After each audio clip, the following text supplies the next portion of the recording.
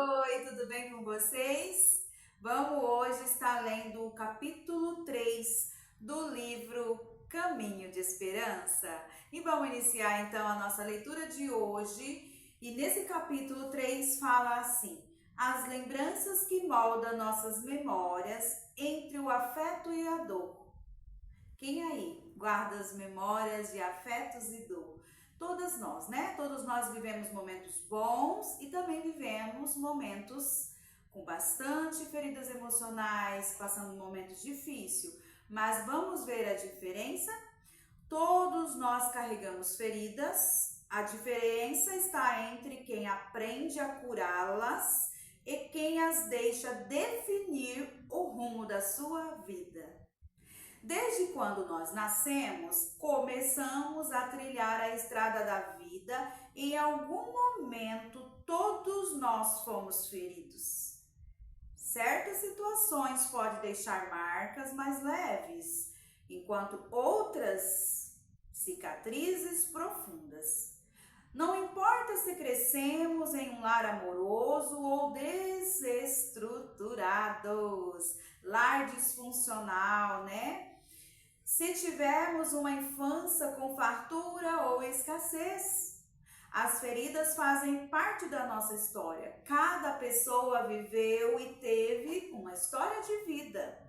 Muitas das vezes, essas dores costumam permanecer escondidas em nosso inconsciente. Consequentemente, elas moldam os nossos comportamentos e escolhas de afetar os nossos relacionamentos. Por isso, encará-las não é uma opção, mas é uma necessidade para quem deseja viver de forma plena. É muito importante nós encarar essas feridas emocionais para poder nós ressignificar, para que temos um relacionamento saudável. Eu lembro-me, por exemplo, do caso de um empresário bem-sucedido. Ele se chamava Júlio. Júlio era proprietário de uma casa noturna em uma capital relativamente pequena. Ele era casado com uma mulher deslumbrante, cerca de 20 centímetros mais alta que ele, que parecia ter saído de um filme de Hollywood. Mas a beleza não era sua única qualidade. Ela também era inteligente, ela era uma mulher bela, uma mãe exemplar, uma esposa dedicada e, apesar de todas as humilhações, continuava ao lado do marido. Júlio, por outro lado, não era fiel. Ele traía a esposa quase que diariamente, com clientes e funcionárias e até desconhecidas que frequentavam a sua boate. A cidade inteira conhecia sua reputação. E para piorar ainda mais a situação, ele era viciado em pornografia. E vivia exibindo as suas conquistas femininas como um troféu, na tentativa de convencer os outros e talvez a si mesmo de que era o cara, alguém irresistível que podia ter todas as mulheres que desejasse. Em uma das consultas, eu decidi ser bem direta com Júlio e perguntei: Júlio, por que você faz isso? Sua esposa, ela é linda, ela ama você e ela trabalha em uma das suas empresas. É uma parceira dedicada, consegue administrar o seu lar e ainda é uma excelente mãe. Ela está ferida, Júlio, e não sabemos até quando ela aguentará. Você mesmo reconhece que os problemas estão em você. Nas consultas, eu percebo uma necessidade de autoafirmação, de ser o cara que consegue seduzir mulheres. Aquele tipo de pensamento: caiu na minha rede, é peixe e eu vou fisgar. Mas também eu vejo que você sofre porque não quer perder a sua família. Portanto, o que você está tentando provar para as pessoas ao exibir mulheres como se fossem os seus troféus? E ele respondeu. Ele respondeu com um sorriso meio sem graça: doutora, não sei, eu não consigo entender, mas também não consigo parar. Meu pai já até me chamou a atenção várias vezes, até me chamou de vagabundo e disse que nunca me deu um péssimo exemplo. E o pior, eu acho que já traí minha esposa mais de 300 vezes. Nem sempre chego aos finalmente. Às vezes pago uma mulher somente para sair comigo e me beijar ou passar a mão em mim na frente das pessoas. Nem converso com elas. Eu não quero saber nem o nome e mal eu olho nos olhos delas. Realmente é vergonhoso falar sobre isso. Parece um vício. E naquele momento ficou claro que o problema de Júlio não era apenas uma questão de impulso ou desejo. A sua compulsão por validação vinha de uma ferida emocional antiga. Essa compulsão que o Júlio tinha por mulher era apenas uma validação que ele queria, provando para ele mesmo e para outras pessoas que ele tinha um valor, que ele era capaz de conseguir as mulheres. E com isso se tornou um vício para Júlio. Conversei mais com Júlio, tentando entender a origem daqueles comportamentos. Eu olhei em seus olhos e perguntei: você já sofreu alguma decepção amorosa que deixou marcas? Nesse momento, ele excitou, mas após um momento de silêncio que parecia eterno, ele começou a falar com a voz embargada: doutora, eu era um adolescente feio e inseguro. O meu pai era rico, mas ninguém queria ficar comigo. E um dia eu consegui namorar a Miss da cidade. Ela era linda e eu me senti o homem mais poderoso do mundo. Ele contou que havia ficado noivo daquela jovem. Chegou a organizar uma festa para celebrar os compromissos. Mas uma semana depois, ela terminou tudo com Júlio e trocou por outro rapaz. Naquele momento, Júlio começou a construir um padrão. Conquistar mulheres bonitas para mostrar ao mundo e a ex que o abandonou, que ele tinha valor.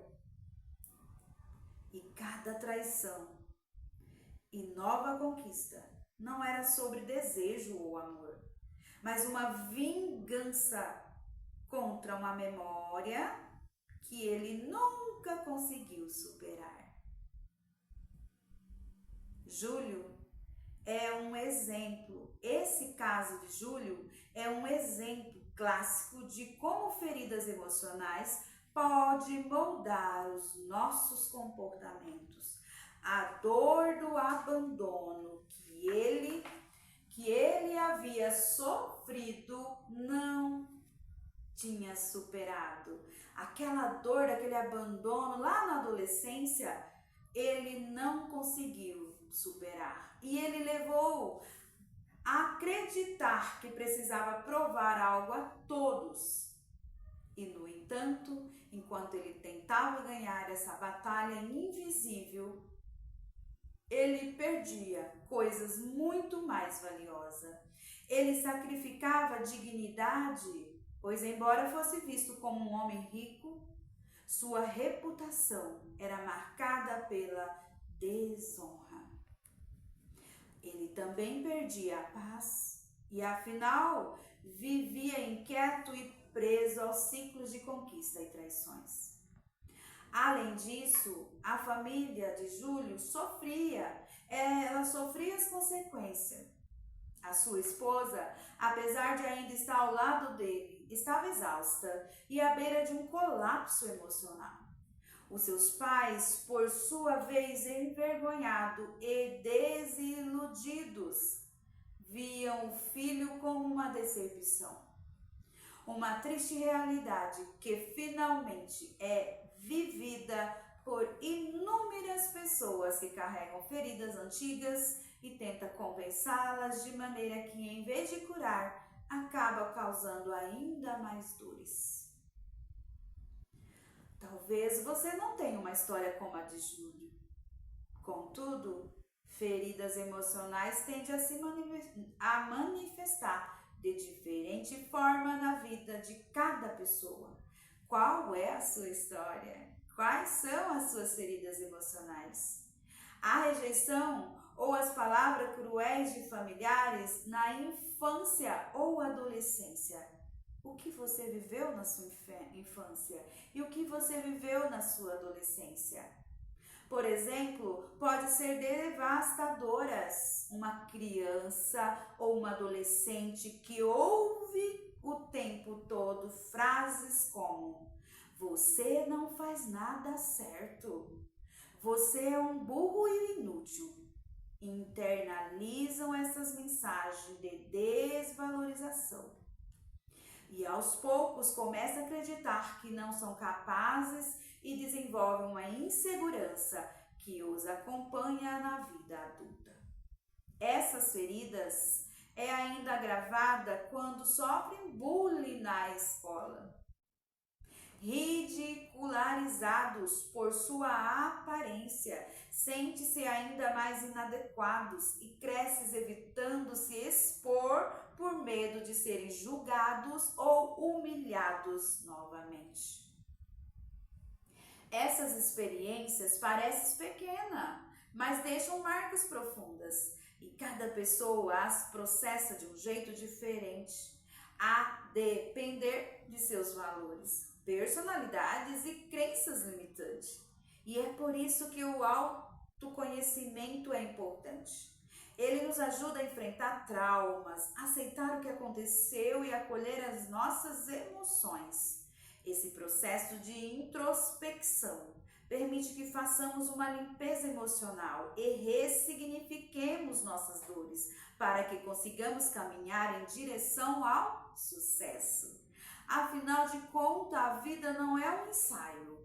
O passado não volta e o futuro está intacto para que possamos construí-los. E o futuro começa hoje e agora. Tudo que vivemos não desaparece com o passar do tempo, mas se transforma em memórias que guardamos por toda a vida. Fragmentos da nossa história que funcionam como fotografias emocionais, arquivadas em nossa mente. E sempre pronta para nos lembrar de onde viemos e o que nós vivemos. Algumas lembranças são como tesouro que aquece o coração e nos trazem a alegria. Outras, no entanto, puxam-nos para trás e trazem dor ou insegurança. Sejam boas ou ruins, memórias moldam quem somos e influenciam a forma como vivemos, dependendo de como escolhemos olhar para cada uma. Podemos se tornar aliadas que nos impulsionam ou barreiras que nos prendem. O que tem paralisado a sua vida? Qual é a dor que está te sufocando, que está deixando você paralisado? Portanto, gostaria de falar sobre 3 tipos de memórias que temos. Primeira é a culturais, segunda, afetivas, terceira, traumáticas. As culturais são aquelas que herdamos do ambiente à nossa volta. As crenças são os valores e tradições que absorvemos sem perceber. São como heranças invisíveis que não definem quem somos, mas moldam o nosso modo de pensar e agir, pois estão ligadas aos costumes e prática do contexto em que crescemos. Desde cedo somos expostos a hábitos e comportamentos que absorvemos quase que automaticamente. Pense, por exemplo, nos hábitos familiares, onde sua mãe guardava a chave da porta.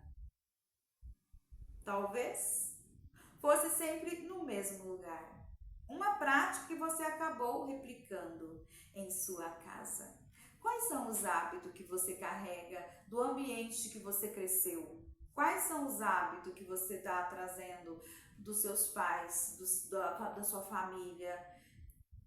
Para dentro da sua casa, os mesmos hábitos.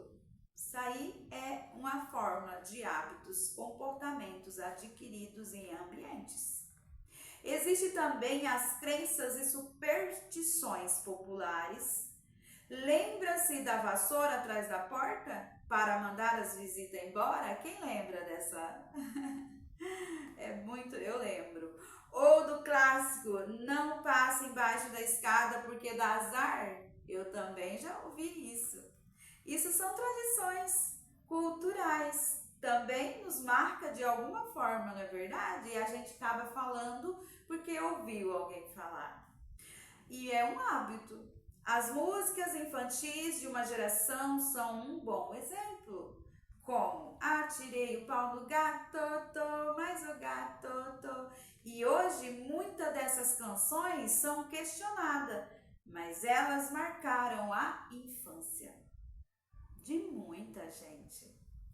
E essas memórias culturais podem aparecer insignificantes, mas formam a base do que entendemos como normal no seu dia a dia. Memórias afetivas, vamos ver o que é a memória afetiva? As memórias afetivas, por sua vez, estão ligadas a nossas emoções e pode ser tanto positiva quanto negativas. Essas lembranças se formam a partir de momentos de carinho e de amor, ou infelizmente de desprezo e humilhação. O dia em que seus pais compareceram à sua apresentação na escola. Quem aí lembra? O dia da apresentação, dia dos pais, das mães. O sabor inconfundível daquele bolo de fubá feito pela sua avó. Ou, infelizmente, quem lembra dessas frases como: você nunca será nada na vida, porque não pode ser como seu irmão, porque você não é tão bom quanto seu irmão. Ditas por alguém que deveria apoiá-lo. E infelizmente, né, gente, essas frases vêm das pessoas mais próximas que deveria nos apoiar e machucam tanto. Isso são feridas emocionais. Essas situações podem afetar a forma como você enxerga a si mesmo e se relacionar com os outros, seja de forma construtiva ou prejudicial. Às vezes ouvimos e até falamos para os nossos filhos, sem saber que já estava causando uma grande ferida emocional. Já a memórias traumática, agora vamos falar das feridas, das memórias traumáticas. O que é memórias traumáticas? Memórias traumáticas são as mais difíceis, pois costumam ser recalques inconscientes.